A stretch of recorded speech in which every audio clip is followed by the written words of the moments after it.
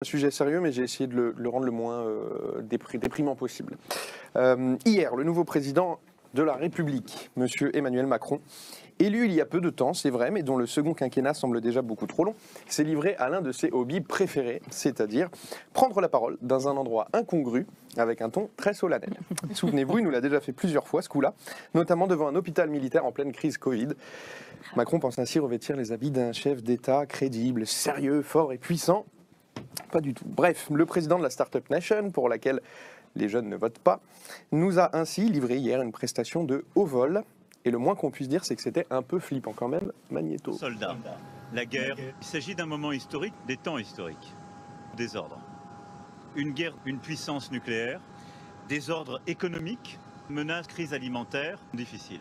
Temps troublé, crucial, peur, inquiétude, de l'intérêt supérieur de la nation pour assurer l'ordre. Désordre français, ferme défendre. Crise, sursaut républicain. D'affronter, vive la République et vive la France. Bon, vous l'avez compris, ces quelques secondes ont suffi pour le mettre en évidence. Emmanuel Macron, hier, s'est grimé en résistant, en digue, en muraille, en ligne Maginot qui protégerait la France d'une menace intérieure particulièrement dangereuse. Outre le fait que le fond de ce discours est particulièrement inquiétant, parce que dans l'histoire, ceux qui ont surfé sur la thèse de l'ennemi intérieur de la nation étaient rarement du côté de l'émancipation humaine et des Lumières, je me suis dit que ce discours méritait une petite analyse, Julie, donc je voulais faire cette analyse. D'abord, la dramatisation. Macron parle de guerre. 3 fois, il parle de moments historiques, de temps troublés. Il évoque même le désordre et on imagine alors qu'il va évoquer la question du Stade de France, des manifestations et des violences policières, mais non. Non, il a préféré se lancer dans une anaphore pompeuse pour appeler les Français à défendre l'intérêt supérieur de la nation ce dimanche. On pourrait croire que Macron est le président d'un pays en guerre, du coup, ou victime d'un putsch militaire, mais non, c'est juste un type, à 3 jours d'une défaite électorale, tout va bien. Ensuite, la psychologisation. Évoquant le choix le plus crucial que jamais des Français, dont il comprend les doutes, les angoisses et les peurs, le voici entendant les difficultés qui se sont exprimées dimanche dernier, c'est-à-dire en mettant la NUP en tête du premier tour. Après Macron, chef de guerre, Macron, psychologue. Alors on aurait presque envie de s'allonger sur le divan d'un appartement cosy et de le laisser apaiser nos âmes troublées. Néanmoins, le problème, c'est que Macron nous conseillerait d'allonger l'âge de départ à la retraite à 65 ans ou 67 ans, retirer 80 milliards d'euros du budget de l'État, dévastant ainsi l'hôpital, l'école publique, les transports. Bref, c'est un coup à devenir dépressif en se disant que ça peut durer 5 ans de plus. Si bien qu'à la fin, le seul point commun qui reste entre Psy et Macron, c'est que ça vous coûte une blinde et que l'efficacité n'est toujours pas vraiment prouvée. Revenons au discours du chef d'État et à ma partie favorite, vous allez voir, je suis sûr que vous avez tous adoré, les propositions creuses. Et là-dessus, il faut admettre que sur ce point, Emmanuel Macron, son génie, son talent, son audace se résume à ceci. Ça veut dire des trucs, mais en même temps, ça veut rien dire du tout. Je cite, une majorité solide. Pardon, mais c'est quoi une majorité solide? Solide comme quoi? Porter la liberté, l'égalité et la fraternité. Pardon encore, mais porter comment? Avec vos petits bras peut-être, demandez à Benalla, il y a des plus gros bras.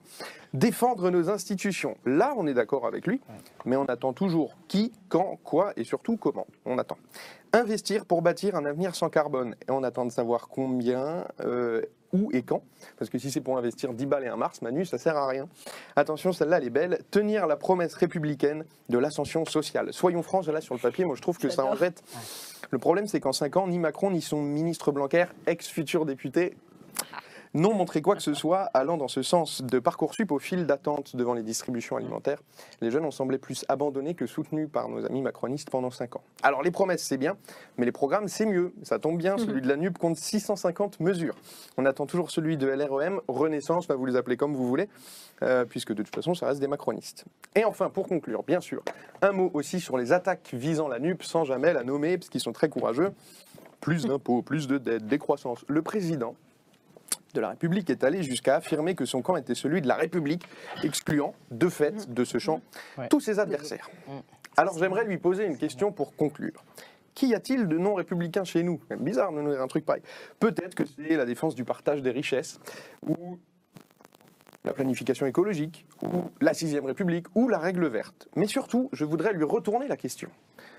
Qu'y a-t-il de si républicain chez vous, monsieur Macron, pour que vous en ayez l'exclusivité? Est-ce que c'est votre refus de faire campagne, de débattre et d'informer les citoyens sur les élections? Est-ce que c'est l'affaire Benalla? Ou est-ce que c'est le scandale McKinsey? Est-ce que ce sont les violences policières ou les 10 millions de pauvres dans le pays, à moins que ce ne soit l'exercice du pouvoir en Conseil de défense? Bref, tout ça n'est vraiment pas sérieux. Et puisqu'il nous a tant parlé de République, on lui a préparé une petite réponse. Dimanche, aucune voix ne doit manquer à la République. Hey. Toi tu parles à Macron, et moi je m'appelle Mélenchon. J'ai même plus besoin de me présenter. Excellent. Bravo Bastien, merci beaucoup. Merci.